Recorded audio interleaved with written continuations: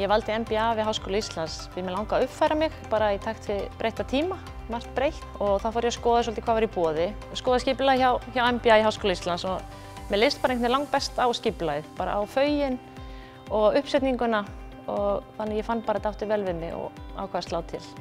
Mér tekst að samræma nám, vinnu og einkalíf mjög vel af því að mann að skipuleggja sig, og það er númer 1, 2 og 3. Þetta er allt gert með góðum fyrirvara og góðum tíma. Þannig að þú nærð að dreifa álaginu ótrúlega vel yfir tímabilið. Þannig að þó komi einstaka smá álagspunktar þá er það ekkert sem er óyfirstíganlegt og gengur alveg ótrúlega vel.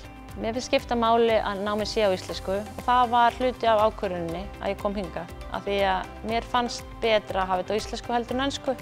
Ekki það að ég meina allt námsefni er nánast á ensku, það er mikið á ensku, við lesum fullt af ensku, þannig að maður læri líka viðskipta ensku á því og svoleiðis, en með því að hafa þetta á íslensku þá er bara dýpri samræður. Þú nærð betri samræðum á milli fólks og fer dýpra á málin sem að þú nærð einhvern veginn ekki alveg á ensku. Það sem hefur komið mest á óvart, bara kennararnir og metnaðurinn fyrir náminu. Og allir kennararnir eru ótrúlega metnaðarfullir fyrir að kenna sem þeir eru að kenna, og svo auðvitað gestakennararnir sem eru ekkert smá flott fólk sem eru að koma hingað og gefa okkur innsýn í þeirra flottu störf er alveg geggjað.